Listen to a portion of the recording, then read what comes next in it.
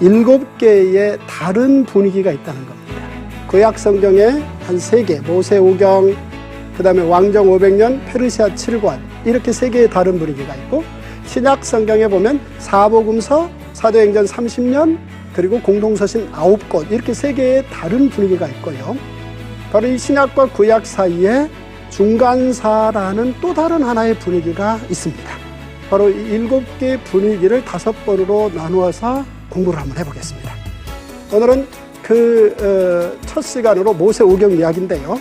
자, 모세오경은요, 4사람에 관한 질문으로 전체 분위기와 큰 그림을 그릴 수 있는데요. 모세, 여호수아, 기드온, 사무엘이 왜 왕이 되지 않으려고 노력했는가? 그 이유는 왕 대신 하나님 앞에 자기는 거룩한 시민으로 머문다 라는 이야기를 바로 이 중요 사건에서 볼 수 있습니다.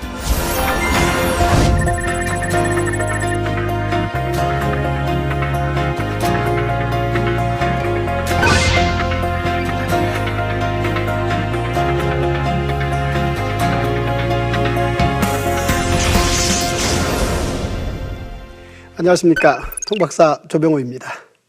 우리는 인생을 살면서 어렸을 때부터 궁금증이라는 게 있습니다. 이를테면 해가 뜬다. 해가 왜 뜨지? 혹은 해가 진다.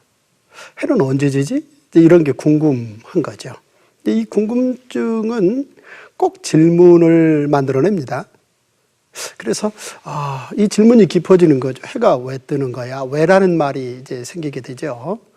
그러다가 결국은 해가 뜨고 해가 지는 게 아니라 지구가 도는구나, 스스로 도는구나, 자전한다. 이걸 발견하게 된 겁니다. 그러니까 성경을 통해서도 마찬가지입니다. 그러니까 성경에 대해서 자꾸 궁금해지는 거죠. 성경에 어떤 내용들이 있는가? 이를테면은 개인, 그리고 가정, 그리고 나라 이야기가 들어 있습니다. 그런데 사실 질문 중에서 나라에 대한 질문을 5살 먹은 우리 아이들에게 잘 이해하게 해준다는 게 쉽진 않은데요. 그래서 이번에 약 한 7개의 쉬운 질문을 가지고 부모들이 5살에서 20살 전에 우리 자녀들에게 성경의 나라 이야기에 대한 질문증을 답으로 이어질 수 있도록 한번 살펴보는 겁니다. 그래서 지난 시간에는 모세오경을 살펴봤습니다. 자, 모세오경의 질문이 뭐였습니까? 바로 왜 모세, 여호수아, 기드온, 사무엘은 왕이 되지 않으려고 노력까지 했는가? 바로 답은 제사장 나라의 거룩한 시민이 되고 싶어서 그랬다는 것이었습니다. 이제 이 시간에는 2번째 질문을 살펴볼 것입니다. 왕정 500년입니다. 즉 모세오경이 끝나고 왕이 다스리던 약 한 500년의 이야기가 진행되는데요. 이 왕정 500년 동안 놀랍게도 나단, 엘리야, 이사야, 예레미야는 왕과 대립을 주저하지 않았다는 겁니다. 생각해 보십시오. 왕이라는 게 누굽니까? 나라를 마음대로 움직이는 정말 힘센 권력자 아닙니까? 그런데 이 권력자를 만나면 사실 좀 잘 지내려고 해야 되지 않습니까? 그런데 바로 저 4사람은 권력자인 왕과 대결도 주저하지 않았다는 겁니다. 이 4명의 선지자들이 왕과 그런 대립을 주저하지 않았던 핵심 이유는 바로 왕의 통치가 제사장 나라의 기준에 미치지 못했기 때문이다 라는 측면입니다. 자, 구체적인 예를 한번 살펴보면 이렇습니다. 나단 이야기인데요. 이 나단이라는 사람이요, 다윗에게 당신이 그 사람이요, 이렇게 말한 적이 있습니다. 무슨 얘기입니까? 사실 다윗이라는 사람은요, 정말 겁이 없는 사람으로 성경의 대표적인 인물입니다. 왜냐하면 청소년기에 사실 곰이나 사자를 만나면 무서워서 꼼짝없이 움직일 수 없어야 되는 거잖아요.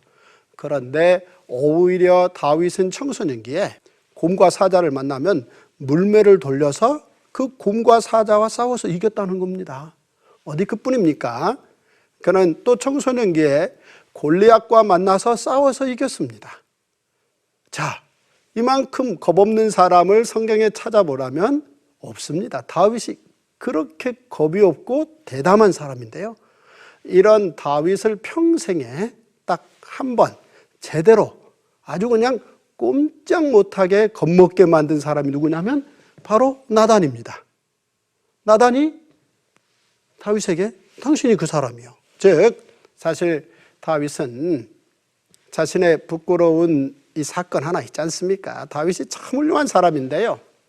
우리아를 죽인 사건은 아무리 생각해봐도 부끄럽게 이를 데 없는 사건이었고 조용히 그 사건을 덮어버리고 시간이 좀 지났습니다. 그런데 웬일입니까? 나단이 와서 이런저런 여차저차한 이야기를 하더니 바로 당신이 그 사람이요 하고 그냥 쏘아보듯이 다윗은요 이 순간에 간이 콩알만해져서요 그냥 꿇어버렸습니다. 그리고 그 자리에서 울면서 우슬초로 나를 정결케 해달라 그런 고백을 기록으로 남기기까지 했던 사람입니다. 자, 그렇게 대범한 다윗이 어떻게 나단이 당신이 그 사람이요 라고 말했을 때 그가 꿇을 수 있었는가? 그 이유는 바로 두 사람 사이에 제사장 나라가 아주 소중한 나라라는 공감대가 있었기 때문이고 그 제사장 나라의 기준으로 놓고 본다면 아무리 권력을 가진 왕이라 할지라도 거기에 미치지 못하면 하나님의 처벌을 받게 되는 것이다.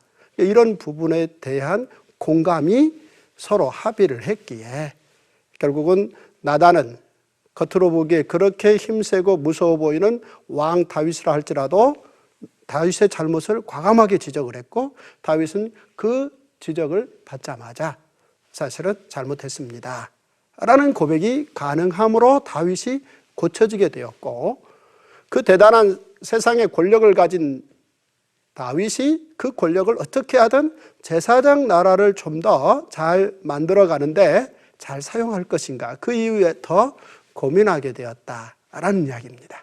자, 그런가 하면은 이어서 또 한 사람, 이 엘리야라는 사람도 선지자인데요. 아주 유명한 선지자 아닙니까? 이 엘리야 이야기에 가보면요. 이 엘리야라는 사람이 아합이라는 왕과 한판 대결하는 이야기가 나옵니다. 이 대결이 처음 만들어질 수 있었던 이유는요. 엘리야 선지자가 앞으로 3년 동안 비가 오지 않을 것이요 라는 말을 하고 어디론가 사라졌습니다. 그런데 그 순간부터 3년 동안 비가 뚝 그친 겁니다. 그러니 농사가 흉년이 되고 그 3년의 흉년이 겹치면서 이제 나라의 모든 경제나 가정이나 개인들의 삶이 궁핍하기 이를 데 없는 상황에 처해지게 된 겁니다.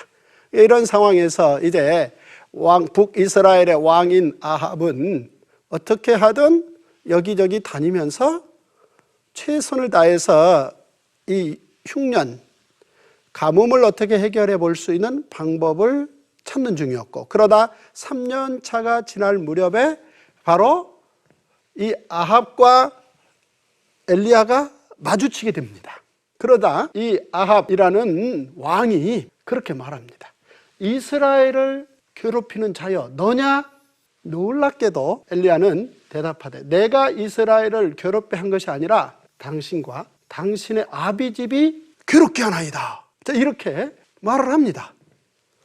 그렇다면 이쯤에서 아합이 그래 잘못했습니다. 그리고 그 엘리야의 지적을 받아들일 만도 한데 참으로 안타깝게도 아합은 엘리야의 그 말을 못 알아듣습니다. 따라서 엘리야의 그 다음 선택은 뭐냐면 갈멜산으로 올라가서 그러면 진실이 뭔지 다시 한번 승부를 내보자 라는 얘기가 되는 겁니다.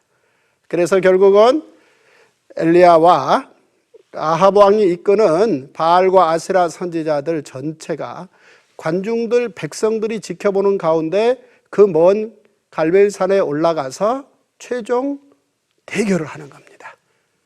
그래서 하늘에서 불이 내려오는 쪽이 이기는 쪽으로 하자. 자, 이 이야기는 거슬러 올라가 보면 아론이 대제사장이 되게 되고 아론의 두 아들 나답과 아비후가 하나님 앞에 제사를 드리다가 그때 잘못해서 하늘에 불이 내려와서 그 두 사람이 죽은 적이 있습니다. 이런 어떤 사건도 배경에 깔려 있는데요. 사실 언뜻 보면 3년 동안 비가 오지 않았었으니 하늘에서 비 내려오게 하는 쪽이 이기는 쪽으로 하자라는 얘기를 할 만도 한데 하늘에서 불 내려오는 쪽이 이기는 쪽으로 하자라고 결국은 대결을 했고 하늘에서 불이 엘리야 쪽으로 내려왔고 엘리야가 이기게 됩니다. 자, 이때 엘리야는 백성들을 설득해서 바알과 아세라 선지자들이 더 이상 아합과 함께 나라를 경영하지 못하도록 밀어냅니다. 자, 이쯤에서 충분히 이제 정말 이스라엘 나라를 괴롭히는 것이 아합 왕과 그 왕의 집안 전체가 사실은 하나님을 섬기지 않으므로 제사장 나라를 잘 충성스럽게 세워가지 않으므로 발생한 문제라는 것을 깨달을 만도 한데 여기에서 결국 아합은 그의 부인 이세벨과 함께 이 사실을 깨닫지 못하게 되는 그런 안타까운 이야기가 성경에 들어있습니다. 한마디로 다윗과 아합은 같은 왕이었지만 사실 다윗은 나단의 지적을 바로 알아들을 만큼의 제사장 나라에 대한 지식과 충성도가 있었고 그런가 하면 아합은 거기에 상당히 끝내 미치지 못했다라는 이야기가 크게 보면은 거기에 그려져 있습니다.